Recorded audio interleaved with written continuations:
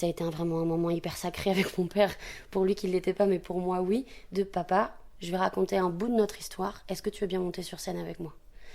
Et au début, je sais que mon père, il a toujours cru en moi, mais que c'était un peu toujours ce truc de bon, elle fait ce qu'elle veut, quoi. Et d'un coup, il est monté sur scène, il a compris ce que c'était que d'être devant des gens et que c'était un métier. Donc en fait, d'un coup, le regard que lui-même portait sur moi a été transformé de elle fait un métier, je monte avec elle sur scène et il y a quelque chose qui s'est passé. Le Canapé des Agités, épisode 3, Mes parents, avec Lilou, Maël. et Nina. Est-ce que vous pouvez vous présenter en quelques mots? Oui, bien sûr, je m'appelle Mathilde Viseux. J'ai fait l'école du TNB à Rennes. J'en suis sortie il y a 2 ans et demi. Et donc, depuis, je tourne dans plusieurs spectacles, dont celui de Mes parents, qui a été écrit avec Mohamed El Khatib à l'école, qui au début était juste un projet, un stage, un atelier d'écriture, et qui est devenu, a grandi et est devenu un spectacle. Comment avez-vous trouvé l'équilibre entre la sincérité nécessaire pour aborder des sujets intimes et en même temps le respect de la vie privée de vos propres parents? C'est intéressant ça, parce que ça a été vraiment le cœur de nos questions en tant qu'acteur, mais aussi en tant qu'enfant. Et on arrivait à des âges où on était vraiment des adultes, hein. On a vraiment une tranche d'âge entre 22 et 30 ans. Et c'est vrai qu'au début, comme c'était un stage d'écriture, pour nous, c'était pas quelque chose qui allait être vendu. Donc on s'est beaucoup livré. Puis on a fait un autoportrait enfin un autoportrait, non, un portrait de nos parents. Et à un moment donné, est arrivée une discussion sur Zoom, parce que c'était pendant le confinement. Et on était tous dans dans notre petite case, et arrivait un débat sur la sexualité de nos parents. Parce que d'autres l'imaginaient, d'autres l'imaginaient pas, d'autres avaient du vécu et d'autres pas, et certains se disent même peut-être que j'aurais aimé les entendre. Et ça, mais nous, ça a créé une sorte de bulle de parole, de langage, de silence aussi. Et puis est arrivé le moment où, ok, on fait un spectacle, et nous, du coup, ça fait waouh, on va faire un spectacle. Donc d'un coup, toute la matière qu'on a donnée, qui était vulnérable, devient un endroit public. Et Mohamed est assez intelligent pour nous montrer comment, en fait, dramaturgiquement, on peut dire une intimité vraie et universelle sans que ce soit la pure vérité de nos parents.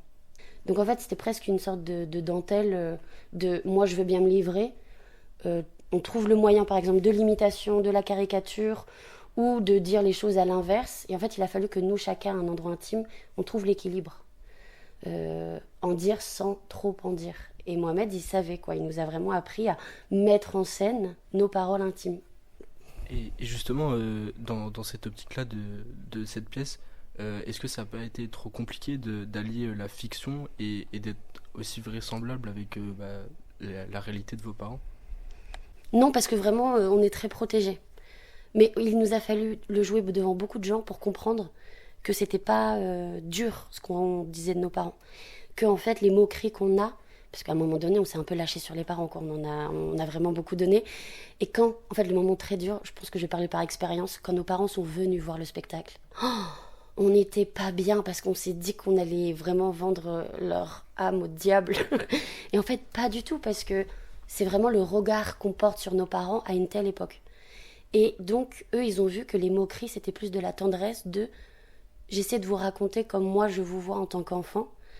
Et donc, le public le prenait très très bien. Et nous, ça nous a protégés dans notre rapport avec nos parents.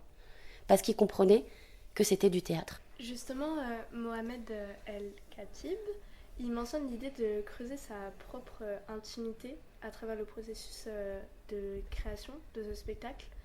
Et en quoi cette exploration personnelle, elle aurait pu justement influencer votre performance sur scène? En fait, raconter sa propre histoire à travers une forme et une convention théâtrale, c'est pas pareil que d'être au café et de raconter une anecdote. C'est que d'un coup, on peut croire que le spectacle il est très facile, mais derrière il y a quand même beaucoup de technique, parce que nous, ce qui nous a sauvés en tant qu'acteurs, en plus Mohamed il travaille pas souvent avec des acteurs, c'est que il y a du rythme. Il faut quand même porter la voix, il faut se répondre les uns aux autres, il faut être ensemble, et je pense que ça nous a protégés d'être trop dans l'intime aussi. On s'est un peu raccroché à ce qu'on savait faire pour que après tout ce qui est texte, intimité et vulnérabilité passe comme un texte et une partition théâtrale. Et en tant que jeune actrice et du coup jeune comédienne là, dans cette pièce, ça n'a pas été trop compliqué de prendre part dans cette optique par rapport à votre père et même à sa famille? Moi, je pense que cette expérience, elle a renforcé le fait que je faisais un métier. Et donc, du coup, pour moi, ça a été hyper formateur de demander ça a été vraiment un moment hyper sacré avec mon père, pour lui qui ne l'était pas, mais pour moi, oui, de papa, je vais raconter un bout de notre histoire, est-ce que tu veux bien monter sur scène avec moi? Et au début, je sais que mon père, il a toujours cru en moi, mais que c'était un peu toujours ce truc de bon, elle fait ce qu'elle veut, quoi. Et d'un coup, il est monté sur scène, il a compris ce que c'était que d'être devant des gens et que c'était un métier. Est-ce que on peut donc dire que cette expérience, elle vous a rapproché de votre papa? Oh bah oui, quand même. Mais un endroit qui est pas larmoyant. Pour lui, c'est très concret. C'est-à-dire, voilà, il y a les coulisses, il y a machin, on rigole, et puis d'un coup, il faut monter sur scène, et ça nous lie, en fait, à un endroit... Enfin, lui, il le dira pas du tout comme ça. Lui, il dira vraiment, je le fais pour toi, voilà. Mais il sait très bien quand même que c'est un moment qu'on passe ensemble, et qu'il y a un certain endroit important, quoi. On s'en rappellera plus tard.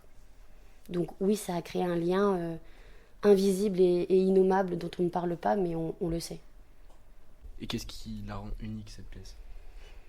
Bah, déjà, c'est le lien que j'ai avec mes amis sur scène, qui, oui, effectivement, on a vécu 3 ans ensemble dans l'école, tous ensemble.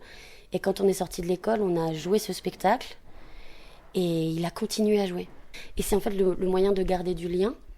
Et ça, Mohamed, il est très fort parce qu'il a compris qu'on était un groupe, et qu'on aimait jouer ensemble, qu'on aimait être ensemble, que forcément au plateau ça allait se voir, qu'on était une bande de copains. Et au-delà de ce groupe, c'est que c'est un spectacle qui est vraiment comme un miroir pour les gens.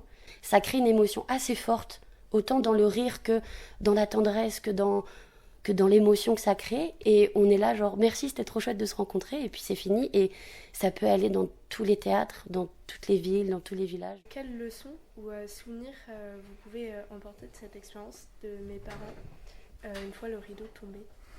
Je me dirais que c'est que là, en 3 ans, j'ai continué à voir mes amis grandir, à affirmer leur singularité et tout ça, et continuer quand même à pouvoir raconter leur histoire. Et du coup, ouais, c'est de voir mes amis grandir et de pouvoir le partager avec mon père. Comment pensez-vous que le théâtre peut aider les gens à justement mieux comprendre leur propre relation familiale? C'est compliqué, je trouve que le spectacle, il fait traverser des choses très très différentes selon les parcours familiaux. Mais je trouve que la chose que je pourrais penser, c'est que je trouve toujours intéressant de regarder quel regard on porte sur nos parents et quel regard on porterait peut-être sur nos futurs enfants et quel regard ils portent sur nous. Et que ça se passe bien ou pas, c'est toujours intéressant de savoir aussi un peu d'où on vient et comment on se place par rapport à ça. Donc je trouve que c'est un peu une émotion de doute, c'est d'un coup pouvoir regarder ses parents et faire mais alors ils sont qui? Moi, ce spectacle qui m'a permis de regarder aussi mes parents comme des hommes, enfin comme un homme et une femme. Je me dis toujours que mes parents, c'est aussi leur première vie. Et que du coup, c'est ça que j'aimerais que le public se dise. Comment aujourd'hui je regarde mon père? Qu'est-ce qu'il a traversé? Pourquoi il est comme ça avec moi alors que ça m'énerve? Enfin voilà, c'est des trucs très légers comme des trucs plus profonds, et ça dépendra des gens. Mais c'est ouais, quel regard on porte sur nos parents. Les agités. Les agités. Les agités. Les agités. Les agités. Psst, on est aussi sur Instagram. Va dans la description.